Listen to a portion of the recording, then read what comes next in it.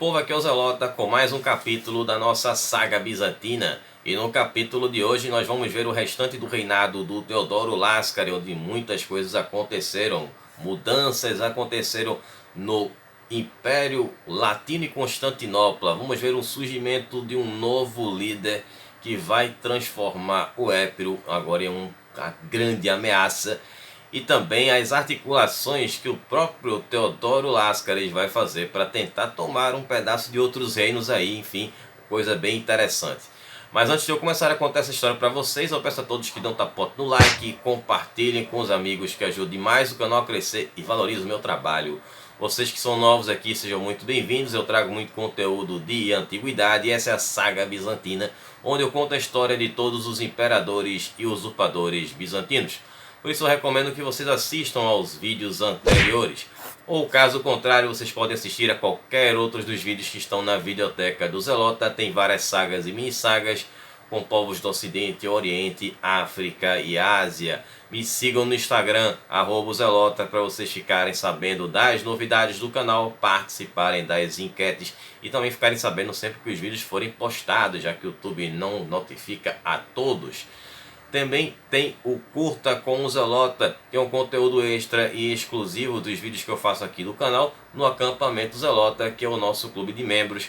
E vocês podem fazer parte e assistir esses vídeos. É só clicar no botão azul que tem embaixo ou no link que está na descrição. Vídeos todas as quartas às 20 horas com os especiais e nos sábados às 17 horas com a saga bizantina. Sempre com a metodologia nada ortodoxa, com muitas imagens, muito conteúdo sem enrolação. Vamos ao assunto que interessa. Bom, vamos começar lá no Império Latino de Constantinopla, porque o clero católico que estava em Constantinopla resolveu impor o catolicismo à população grega em Constantinopla. Então você já deve imaginar que isso não deu muito certo, né? Enfim, a ideia deles era de impor a liturgia católica e também forçar os gregos a pagar o dízimo. Então com isso vai ter, claro, uma resistência. Então, para acabar com essa resistência, o Papa Inocêncio III, lá de Roma, resolve enviar um cardeal chamado Pelágio Galvani. Então ele chega para Constantinopla e vai começar a disciplinar a população que estava resistente a essa mudança de credo. Isso foi no ano de 1213. Bom, Pelágio ele vai ordenar o fechamento das igrejas ortodoxas e também a prisão dos monges que estavam resistindo a essas mudanças que estavam sendo impostas à população. Mas os gregos, né, que se mantiveram fiéis à igreja bizantina, eles vão fazer o quê? Vão começar a deixar a capital de Constantinopla e vão para o Império de Niceia, que era a resistência bizantina àquela presença latina no antigo território, né, do Império Bizantino. E aí aconteceu que aristocratas gregos também começaram a se incomodar com aquele cardeal. E foi aí que eles chegaram até o Henrique e disseram: ou você para esse cardeal, ou nós também vamos embora para Niceia. E claro, foi uma grande dor de cabeça do Henrique, já que ele estava tendo que lidar com uma questão que foi o Papa que mandou o cara, né? Mandou o cardeal. Então ele teve que dar um jeito de mandar esse cardeal embora de Constantinopla. Bom, mas o próprio cardeal, ele também vai tentar ali entrar em negociações com o Teodoro para fazer uma unificação das igrejas. E seria um encontro que aconteceria em Heráclea Pôntica, né, que foi aquele território que fazia parte da região do antigo Reino do Ponto e que fazia parte do Império de Tresibonda, que a gente viu no vídeo passado que o Teodoro conquistou aquele território, ampliando ali o Império de Niceia. E o Henrique fez o que? Ele teve que reabrir aquelas igrejas ortodoxas que foram fechadas para não perder o apoio da população. Lembrando que ele era um cara que era estrangeiro, né? Ele era de origem latina, então vocês sabem que existia aquela rivalidade dos gregos com os latinos, então ele tinha que agradar a população e não deixá-los ali insatisfeitos. Bom, então esse encontro, voltando só ao que eu falei, né, desse encontro do Pelágio com o Teodoro acabou não dando certo e acabou sendo definido que cada igreja ficasse de um lado aí oposto. Bom, agora indo para o despotado do Épiro, coisas muito importantes aconteceram lá. Bom, o primeiro fato foi que o Miguel Comneno Ducas, ele foi enviado para o mundo além-vida em 1214. Bom, não se sabe quem foi o autor do crime, porém o seu novo imperador, no caso seu sucessor, imperador não, o despotado, o novo despotado do Épiro, que era o Teodoro Comneno Ducas. Assim que ele assumiu, ele já começou a fazer mudanças radicais, o que dá um indício, né, que pode ter sido, bom, não tenho provas, né, mas enfim, dá a entender, né. E aí o Teodoro Comneno Ducas, ele já vai romper as relações com o Império de Nicéia. Segundo ele, o Teodoro Láscaris estava com muito poder, estava comandando aquela coisa de colocar um patriarca para substituir o patriarca de Constantinopla e tal, enfim. Então ele vai começar a romper com Nicéia e vai dar início a uma rivalidade entre o despotato de Épiro e o Império de Nicéia. Claro que existia uma distância entre esses dois territórios, no meio do caminho a gente tinha ali o Império Latino e Constantinopla. E aí ele vai ter também o apoio de um bispo chamado Demétrio Camateno. E esse Demétrio vai fazer articulações na parte ali eclesiástica e também ele vai se envolver em outras histórias e outros territórios também. Bom, e aí aconteceu que o Ducas ele vai negar o direito do patriarca de Nicéia de nomear os bispos que iriam para as sedes episcopais dos Balcãs. No caso, esse território dos Balcãs é que pertenciam ao Épiro, né, o despotado do Épiro.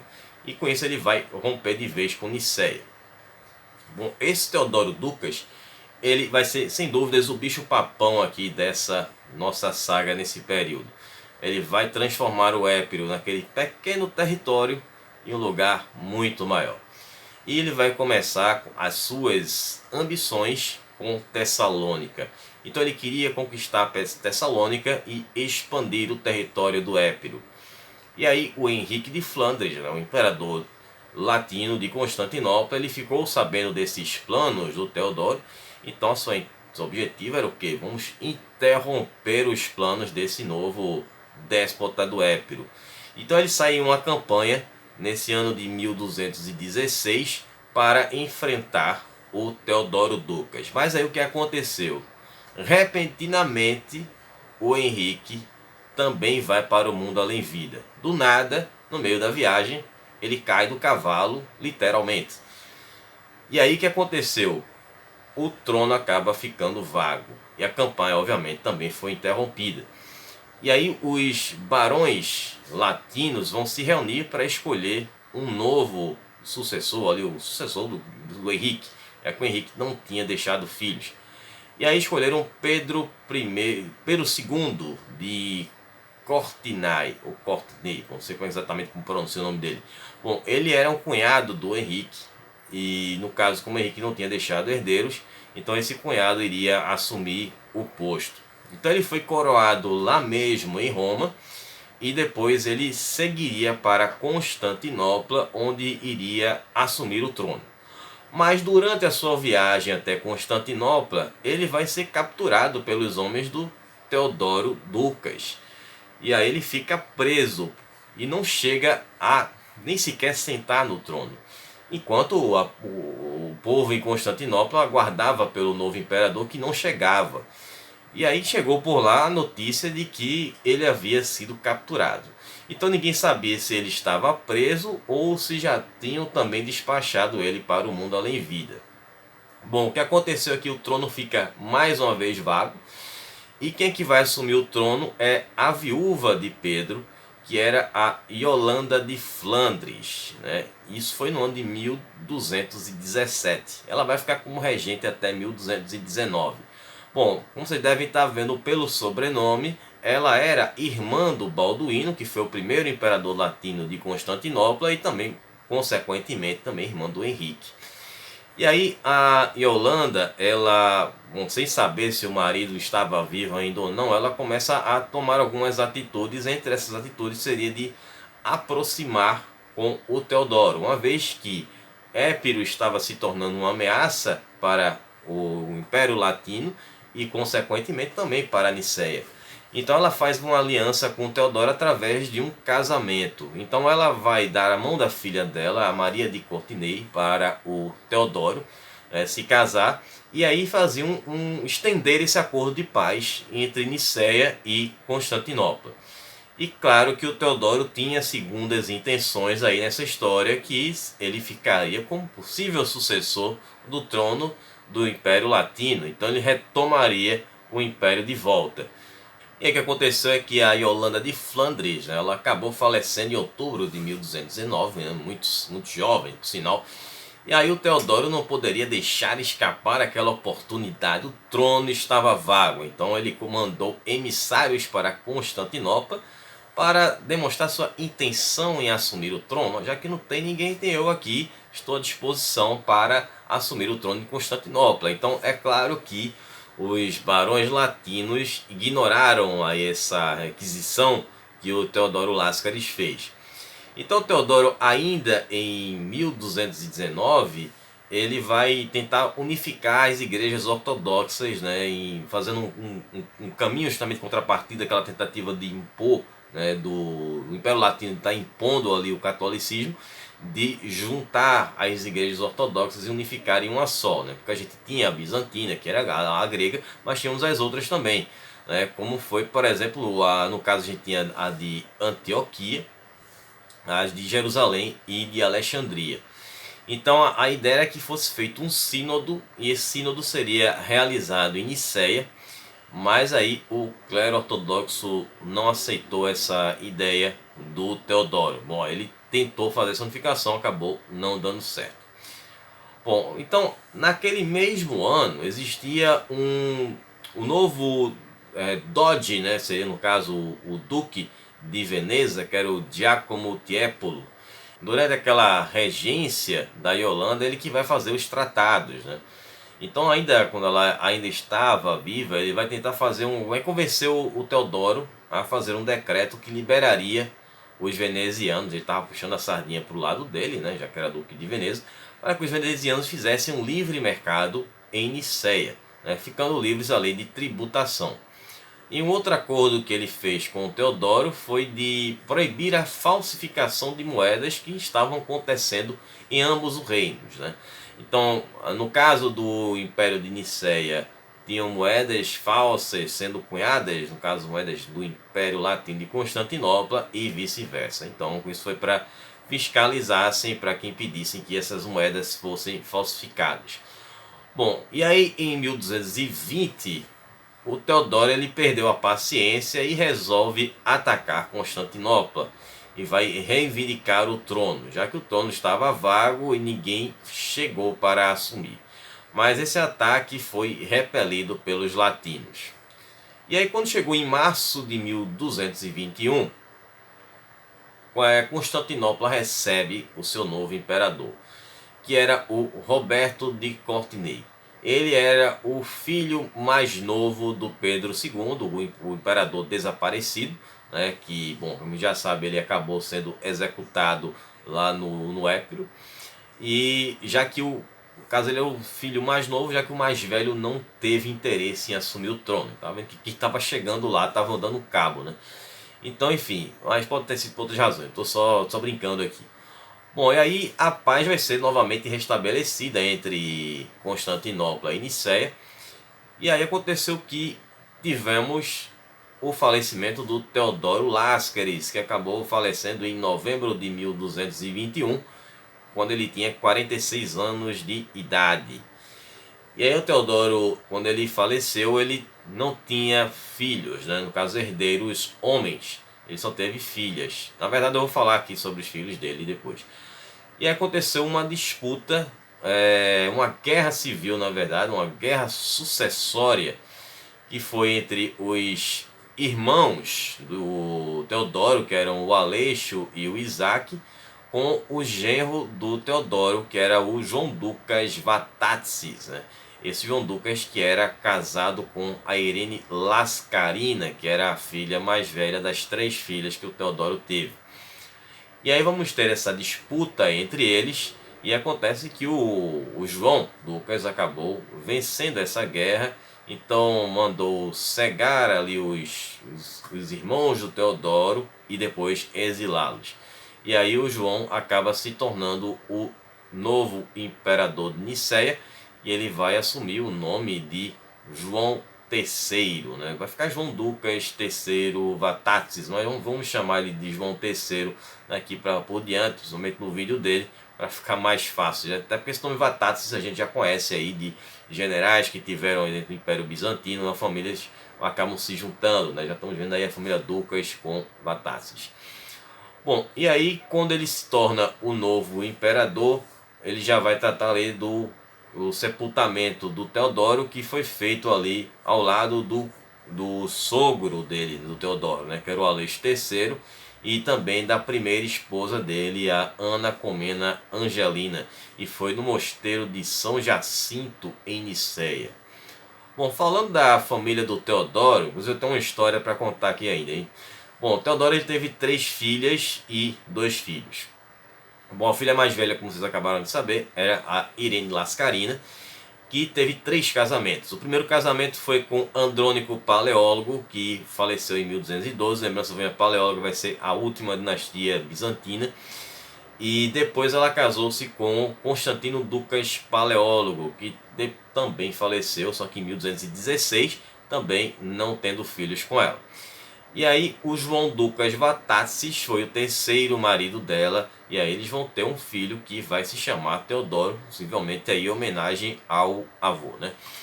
A outra filha que ele teve foi a Maria Lascarina, que foi esposa do Bela IV da Hungria, que a gente vai ter mais na frente essa união também com a Hungria, que a gente vai ver esse reinado aí do João Ducas Vatatzes. E a outra filha, Eudóxia Lascarina, que foi oferecida em casamento para o Roberto I, né, o imperador latino, que a gente vê que chegou, e que era o filho do Pedro II, mas o próprio patriarcado ortodoxo ali grego acaba não aceitando essa união. Bom, não é que já tinha ali ainda aquelas tensões entre as igrejas. Bom, outro filho que ele teve, né, no caso os filhos falecidos, foram o Nicolau, que chegou a ser co-imperador com o pai em 1208, e depois ele desaparece dos registros da história em 1210, subentendendo aí que ele tenha falecido. Já um outro filho que ele teve foi João, que faleceu ainda em 1213. Bom, lembrando que essas cinco crianças, né, no caso, 5 filhos aí que o Teodoro teve, foram todos com a primeira esposa, a Ana Angelina, né, que era filha do Aleixo III. Bom, agora a história do segundo casamento do Teodoro vai mais em termos de curiosidade ou fofoca, enfim, como queiram. Bom, a imperatriz Ana Angelina, ela faleceu em 1213. E aí o Teodoro buscou uma nova esposa. E claro, ele tinha aquela visão de estar sempre ampliando o território, né, de Nicéia. E o alvo agora era o Reino da Armênia. Faz tempo que a gente não vê aqui no canal nada sobre o Reino da Armênia. E aí ele vai fazer um acordo com o Leão I da Armênia, que era o rei da Armênia, em alguns lugares também conhecido como Leão II. E aí o Teodoro vai fazer a proposta de casar com a filha do Leão. Bom, a filha do Leão chamava-se Isabela, e que era a sucessora dele ao trono. Então, se o Teodoro casasse com ela, o Leão batesse as botas, o Teodoro iria assumir o reino da Armênia, anexaria a Nicéia. Bom, a mesma ideia que ele teve lá com Constantinopla, né, com a terceira esposa. E aí o que aconteceu? O Leão, ele tinha duas sobrinhas, na verdade, né, que o irmão dele, que era o verdadeiro rei da Armênia, mas que havia falecido, então o Leão ficou no lugar dele, que era o Rubem III. Ele tinha essas duas sobrinhas, que era a Filipa e a Alice. A Alice era mais velha. Então ele vai fazer o quê? Ele vai enviar a Filipa, né, que ele tinha adotado como filha. Não era filha dele, né, de sangue mesmo. Né? Tinha o mesmo sangue que era, no caso, era a sobrinha dele. Mas enfim. Então ele vai mandar a Filipa e não manda a sua filha Isabela. Então vai acontecer o casamento em Nicéia. Isso foi no Natal de 1214. E aí o Teodoro estava bastante satisfeito, né? Estava casando com a herdeira, né, do trono da Armênia.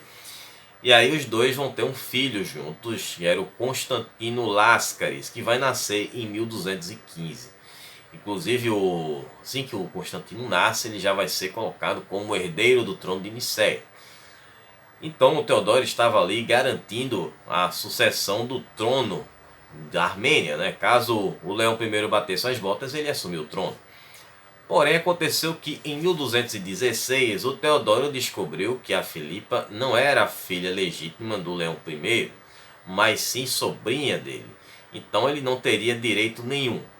Mas a questão era a seguinte: aí o Teodoro fez o quê? Ele anulou o casamento com a Filipa, por isso que ele vai casar ali com a Maria de Cortinei, né, que seria a sua terceira esposa. Então ele vai anular o casamento e também o Constantino Láscaris, que é o seu filho, vai ser desertado. Bom, a questão era o seguinte: o Leão tinha assumido o trono no lugar do seu irmão Rubem III da Armênia. Então a Filipa, ela, assim como a irmã dela mais velha Alice, eram as legítimas herdeiras ao trono, porque eram filhas do Rubem III. Mas aí, como o Leão assume, elas foram escanteadas do trono pelo Leão I, que agora quem iria assumir depois dele seria a Isabela. Então o que é que ele fez? A Alice, ele casou ela com o Raimundo IV, que era o conde de Trípoli, e que por um breve período de um ano, entre 1193 e 1194, ele foi regente em Antioquia. Então ele não deixou as sobrinhas desamparadas. Ele, digamos, pode ter assumido o trono e tal, ele tinha direito, ele herdou, mas ele também não deixou as moças desamparadas. Ele colocou uma filha ali do irmão como uma condessa de Trípoli e a outra ficaria como imperatriz de Constantinopla, no caso consorte, no caso de Nicéia, né? Enfim, mas aí nenhuma das duas teria mais direito ao trono o trono armênio, né? A sucessão do trono armênio. Bom, enfim, é isso. E estarei retornando agora na próxima quarta com o nosso especial. Vamos ver o Júlio Civil, que ganhou a enquete aí, foi segundo colocado, né? Perdeu para o Esparta, que muita gente quer ver. Então vou trazer aí na próxima quarta, no dia 8, esse vídeo para vocês do Júlio Civil, né? O Batavo aí na saga dos inimigos de Roma. E no próximo sábado nós vamos conhecer a história do João III Ducas Vatatzes, que foi o segundo imperador de Nicéia. E quem quiser assistir ao vídeo extra a respeito dessa história aqui de hoje, é só dar uma chegada lá no acampamento Zelota. Vou ficar por aqui, um abraço do Zelota, até lá, falou pessoal.